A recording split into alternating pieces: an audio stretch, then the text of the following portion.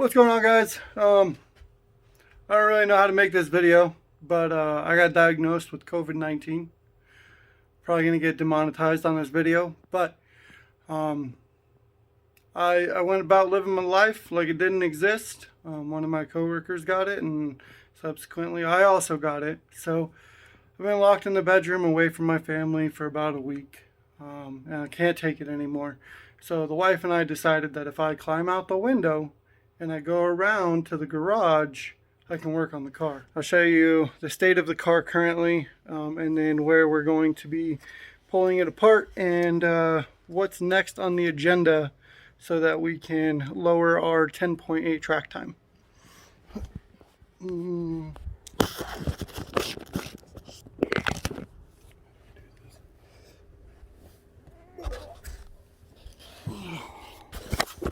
I should have put my Crocs in four-wheel drive.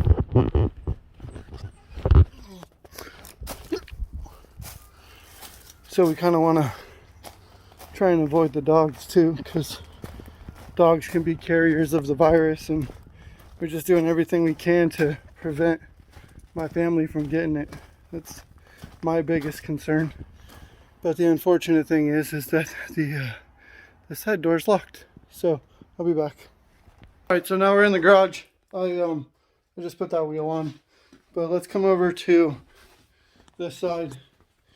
And here's this wheel. We're gonna put it back on. But so here's the issue that we're running into is these tires are no good anymore, and that's from doing Kalinga and going 160 miles an hour in the half.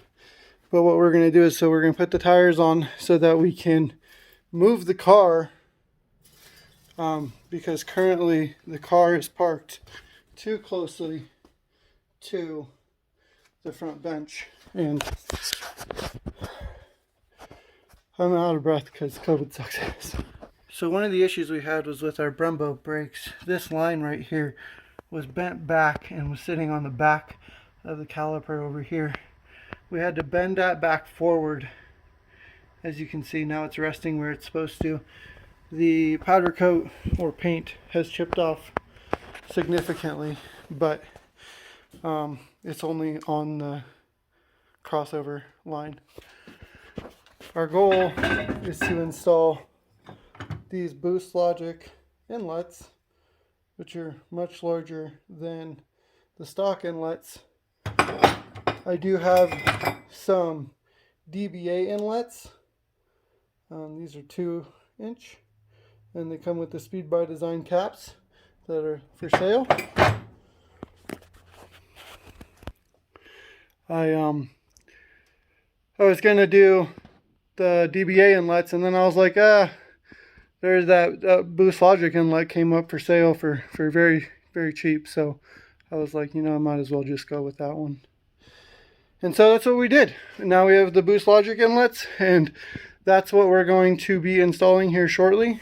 We're gonna have to take off this and the intake, even though I just put all that on there. We're gonna take all that off. We're just gonna take the hose off here and just let that vent to atmosphere going forward until we can get some tiles.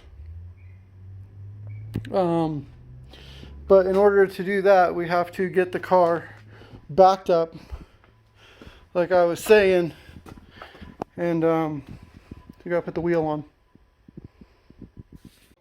I'm at the point where I just can't take it anymore. I gotta take trash out and climb back through the window and probably take a shower. But I'm just not well enough to be standing out here working for long periods of time. So here's where we're at. We've got, sorry about the flashing light. It's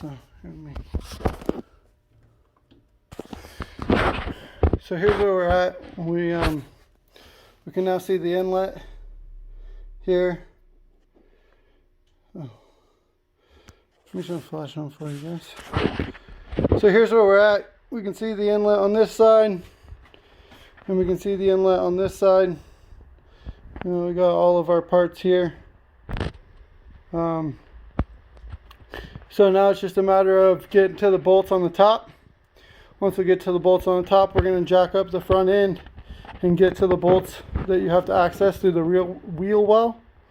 And then we'll be able to install the new boost logic intakes in the reverse order.